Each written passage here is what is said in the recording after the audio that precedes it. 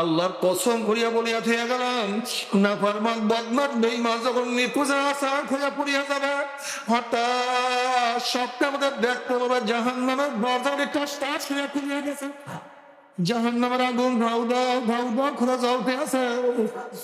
আজরাইলের মাথা আসমানে পাও তার জমিনে কান্নার শিকার কান্নার দিঘি, নীল রঙের দিঘির মতো বড় বড় দুটা চক্ষু, গোটা দুনিয়া বড় বড় বিশাল একটা শরীর, সমস্ত শরীরের মধ্যে লম্বা লম্বা কালো কালো পশম, আবার সমস্ত পশমের গোড়া দিয়ে শুধু আগুনের ঝিলকি বাদ হতে আছে। এই অবস্থা দেখি আর না পারবে, আর বাইর হতে চাইবে না, রুদা থর থর থর থর করে কাঁপতে থাকবে। আজরাইল আলাইহিস সালাতু ওয়াস সালাম গোসে রুদের বুড়ি এমন করে থাকা মারবে, আবার পরে কলিজার রগগুলি সিরিয়া সিরিয়া নিয়ে যাইবে। এই দুনিয়াতে তোমাকে আমাকে আর কেউ রাখতে পারবে না। আল্লাহ তুই আমাদের সবাইকে মাফ করিয়া দাও। যখন কবরের সাথে নবী আলাইহিস সালাতু ওয়াস সালাম রওজার সাথে সূরা খুঁজবে রাস্তা হইয়া যাবে, ফেরেশতারা প্রশ্ন করে মান হাযার রাজুল, চেন ওই ব্যক্তিকে? তখন নাফরমান দেখবে আমার নবীর মাথার সাথে নাফরমানের মাথার কোনো মিল নাই, আমার নবীর চেহারার সাথে নাফরমানের চেহারার কোনো মিল নাই, আমার নবীর পোশাকের সাথে নাফরমানের পোশাকের কোনো মিল নাই,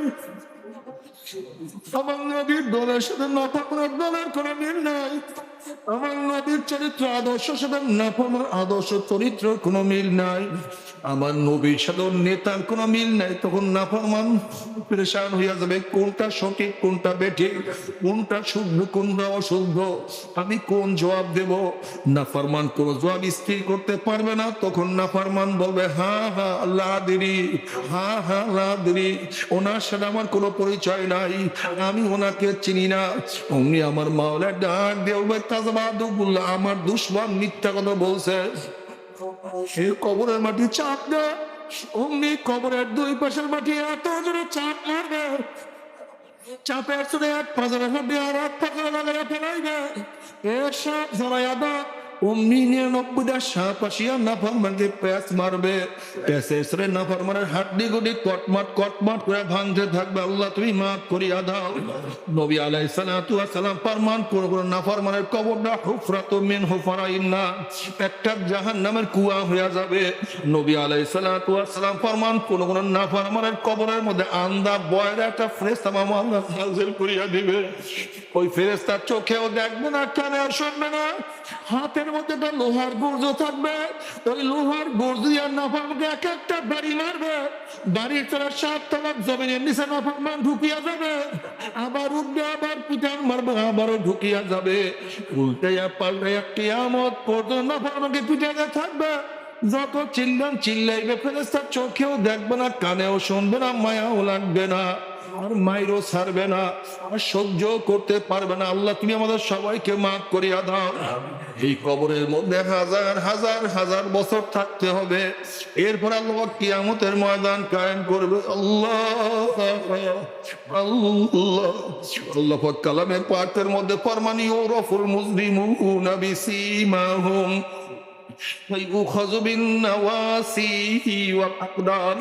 যেরকম বিজ্ঞ ডাক্তারের কাছে রোগী যাওয়ার সাথে সাথে বিজ্ঞ ডাক্তার চেহারা দেখতেই বলতে পারে কোন রোগের জাম রোগীর মধ্যে ঢুকছে, ঠিক কিয়ামতের ময়দানে ফেরেশতারা নাফরমানদের গুনাহগারদের চেহারা দেখতেই বলতে পারবে কোন গুনাহ করিয়া নাফরমান কিয়ামতের ময়দানে উঠছে।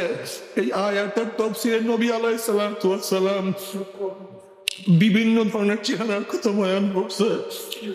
যারা দুনিয়ার মধ্যে হারাম খাবে তাদের চেহারা কিয়ামতের মধ্যে সুয়ারের সুরাত হয়ে যাবে, যারা দুনিয়ার মধ্যে হিংসা আসাদ করবে কিয়ামতের মধ্যে তাদের চেহারা কুত্তার সুরাত হয়ে যাবে, যারা দুনিয়ার মধ্যে ঠকবাজি করবে তাদের চেহারা কিয়ামতের মধ্যে বান্দরের সুরাত হয়ে যাবে, যারা দুনিয়ার মধ্যে জেনা করবে জেনাকার পুরুষের চোখ ক্ষুদিরা মহিলাদের সরঙ্গার মতো হইয়া যাবে, জেনাকার মহিলাদের চোখ ক্ষুদিরা পুরুষের সরঙ্গার মতো হইয়া যাবে, জেনাকার মহিলাদের পেটের মধ্যে একটা আগুনের বাচ্চা হবে, আস্তে আস্তে বড় হইতে থাকবে, কি যে ব্যথা কি যে যন্ত্রণা সহ্য করতে পারবে না, বাচ্চা প্রসাব হবে না, বাচ্চা শুধু মাথা বাইর হবে, ওই মাথার মধ্যে জাহান্নামের চিহ্ন লাগাইয়া হাজার হাজার হাজার বছর টানতে থাকবে।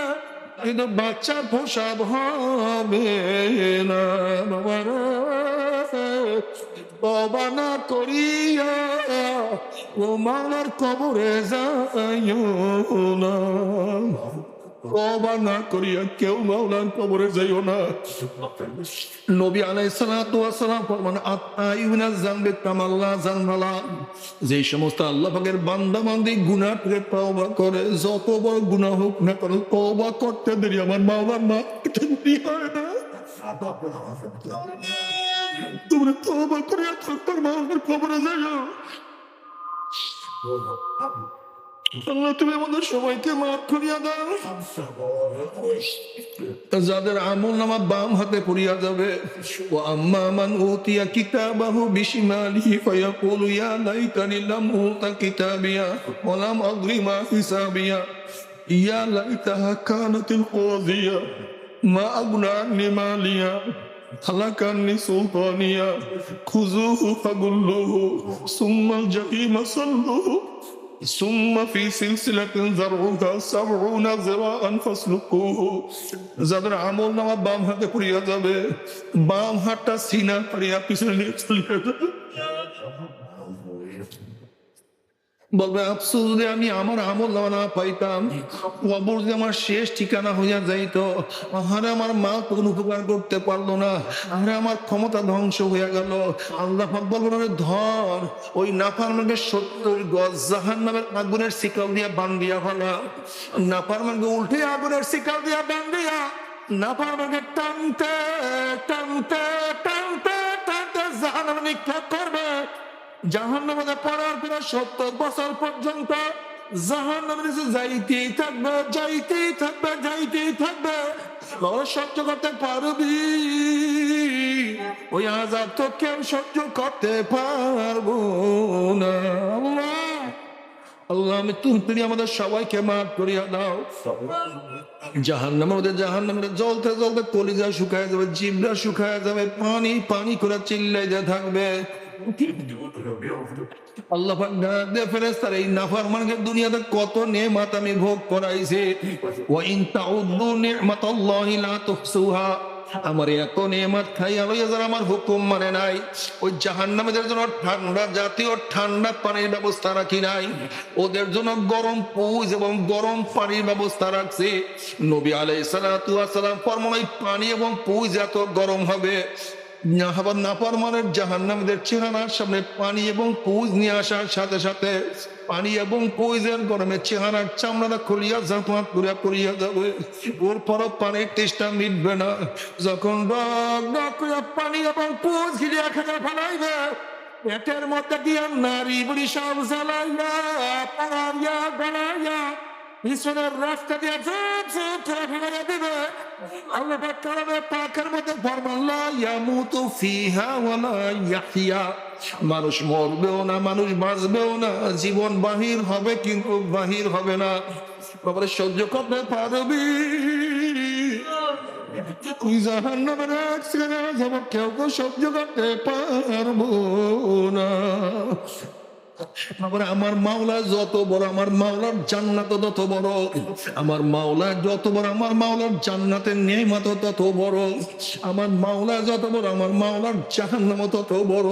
আমার মাওলা যত বড়, আমার মাওলার জাহান্নামের শাস্তিও তত বড়। কেউ যদি বলতো আমার পা ধরলে আমি আর গুনার কাজ করবো না, আমি আল্লাহ কসম করে বলতে আছি সবার সামনে তোমার 100 বার পায়ে ধরতে রাজি আছি রে বাবা। তারপরও গুনার কামের কাছেও কেউ যাও না। বলতে পারো হুজুর গুনার কাজ আমি করবো, জাহান্নামে আমি যাবো, আপনি এত ব্যস্ত কেন? আপনি কেন আমার হাতে পায়ে ধরতে চান? মামা তুমি বিচার করো, তুমি যদি কোনো পুকুরের পাড় থেকে হাঁটিয়া যাও, আর যদি দেখো পুকুরের পরে কোনো একটা বাচ্চা পানি নিয়ে খেলা করতে আছে, তুমি বাচ্চাকে চেনো অথবা নাই চেনো, যদি মানুষই থাকো বাচ্চাকে পুকুরের পরে রাখিয়া কিন্তু যাইতে পারবা না। যখন ওই বাচ্চাকে পানির থেকে তুলবা, বাচ্চা তোমাকে লাত্তি দিবে, কামড় দিবে, গালি দিবে, তখন এই বাচ্চাকে বলবো রে বাচ্চা তুমি তো বুঝো না তুমি পানির খেলার মজা পাইয়া পানির সাথে খেলতে আসো, বাধা দেওয়ার কারণে তোমাকে লাঠি দাও, কামড় দাও, গালি দাও। ওরে বাচ্চা, পানির সাথে খেলতে খেলতে খেলতে খেলতে হঠাৎ যদি পানির মধ্যে পড়িয়া যাও, আর তোমার সঙ্গে পানির থেকে উঠবা না। বাবারে, আমরাও কোরআন এবং হাদিসের দৃশ্যে দেখতে আছি কত আল্লাহ পাকের বান্দা বান্দি সিনেমায় মজা পাইয়া, ভিসিআর মজা পাইয়া, ড্যান্সের মধ্যে মজা পাইয়া, গানের মধ্যে মজা পাইয়া, সুদে ঘুষে মজা পাইয়া, বেপর্দায় জেনায় মজা পাইয়া, আল্লাহ তুমি মাফ করিয়া দাও। দুনিয়ার ক্ষমতায় মজা পাইয়া, নামাজ কাজায় মজা পাইয়া, রোজা ছাড়ায় মজা পাইয়া, এক কথায় গুনার কাজে মজা পাইয়া জাহান্নামের কিনারায় বসে খেলা করতে আছে, আনন্দ ফুর্তি নাচা নাচের মধ্যে লিপ্ত হয়ে আছে। আল্লাহ না করুক, আল্লাহ না করুক, আল্লাহ না করুক, এই খেলা করা অবস্থায়, নাচা নাচি করা অবস্থায় হঠাৎ যদি পিছন থেকে ধাক্কা দিয়ে আবার অমনে উল্টে ঘুম খেয়ে জাহান্নামের মধ্যে পড়িয়া যাবে রে বাবা, আর তো মনে হয় সহজে জাহান্নাম থেকে উঠবা না। ও বেনমাজি, তুমি কি দেখো নাই কত বেনমাজি নামাজ ধরার আগে দুনিয়ার থেকে বিদায় হয়ে গেছে? এ বেরোজদের ওরা তুমি কি দেখো নাই আমার কত বাবারা রোজা রাখার আগে দুনিয়ার থেকে বিদায় হয়ে গেছে? এ আমার দাড়ি কামান্য ওরা তুমি কি দেখো নাই আমার কত বাবারা মাঝে মাঝে দাড়ির মধ্যে চুলকাইছে আর মনে মনে বলছে দাড়ি রাখিয়া দেবো, রাখিয়া দেবো, কিন্তু দাড়ি ছাড়াই দুনিয়া থেকে বিদায় হয়ে গেছে। গুণাগার তুমি কি দেখো না কত গুণাগার তওবা করার আগে দুনিয়া থেকে বিদায় হয়ে গেছে? তুমি কি দেখো না কত মদ পান করতে করতে আজরাইল লাত্তি মারিয়া জাহান্নামে ফালাইয়া দিছে।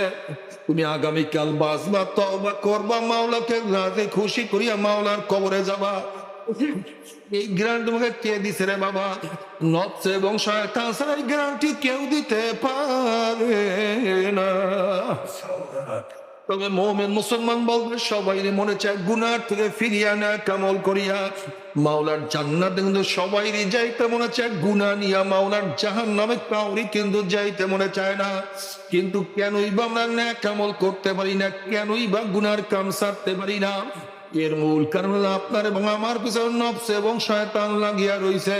এই নফস এবং শয়তান থেকে ফেরার জন্য যে কোনো একজন হক্কানি আল্লাহর ওলির হাতে হাত দিতে হবে রে বাবা। খবরদার, বর্তমান জমানায় পীর বুঝতে ভেজাল, ব্যবসা, দলাদলি, হিংসা, হাসাদে প্রদ হয়ে গেছে। সমস্ত আল্লাহর একমত, যেই পীরের 5 জন মুরিদের মধ্যে কম পক্ষে 3 জনকে দেখবা আলহামদুলিল্লাহ সুন্নাত মাফিক আমল আখলাক মজবুত হইয়া যাইতে আছে, গুনার কাম ছাড়তে আছে, নেকের আমল ধরতে আছে, কলব নরম হইয়া চোখে পানি আসতে আছে। বিরিক্ষতার নাম কি, ফলে পরিচয়। আমি চরমোনাই বুঝি না, চরমোনার দাওয়াত প্রশংসা প্রচার প্রসার করার জন্য আসি নাই রে বাবা।